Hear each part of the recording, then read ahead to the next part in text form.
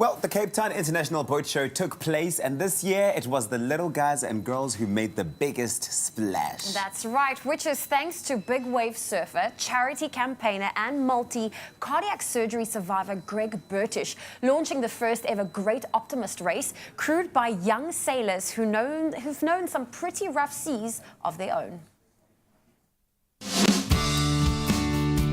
When 40 Little Optimist yachts took to the waters around the V&A waterfront, for each of them, and especially for Greg Bertish, it was the second leg of an epic journey they'd each been on.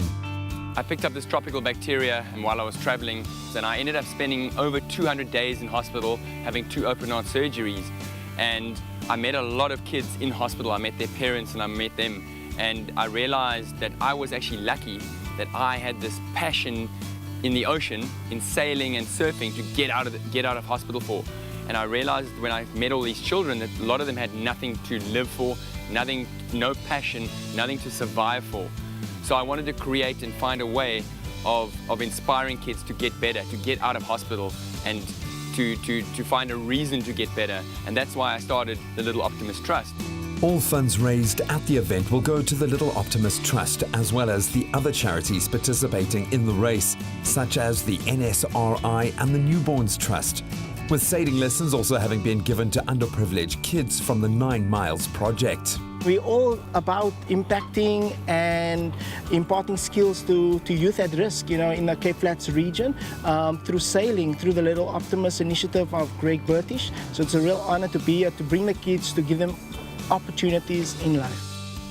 I think because the kids come from a real traumatic background of their social economic status, they stay in townships, so there's not a lot of positive recreation things happening, positive role models. And so of course, like anything that comes into their lives, will really enrich them and impact them. We're trying to let kids start dreaming, which can be an anchor of hope for them for the future, that they know that the situation is temporary. They can look forward in life and that they can start to dream and start to become something. It takes a lot to grab the headlines at the leading international boat show on the African continent, but the human story of survivors turned everyday superheroes got all the attention. Yeah, we went out into the water, we were body surfing for quite a while, and as I came over the crest of one of the waves, I saw the shark in front of me. It was a great white, and it was like on the crest of the wave that I was about to catch, and the next thing I knew, this thing smacked into my right side. And I remember my brother pulling me out of the water, and I just fell into my mom's arms, and that's when my vision just blanked out. I think what really got me through all of that was support from so many people and encouraging me and just being there. I think what Greg and his team do, for so many kids is really incredible. So I really wanted to be a part of the event. We've received unbelievable support. This has struck a chord, these tiny little boats helping children do amazing things. And we've got these big adults, captains of industry, coming to put their not-so-little butts inside these tiny little boats.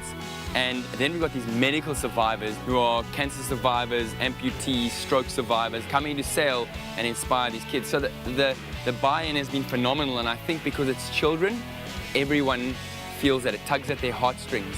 And everyone wants to get involved, and they see that it comes from such a good place. And they see what it does to children. They see how it inspires them and teaches them this passion and shows them a dream to follow. To those who don't sail, these little boats are actually called optimists, and the spirit they represent has met its perfect match in this bold new generation of young sailors.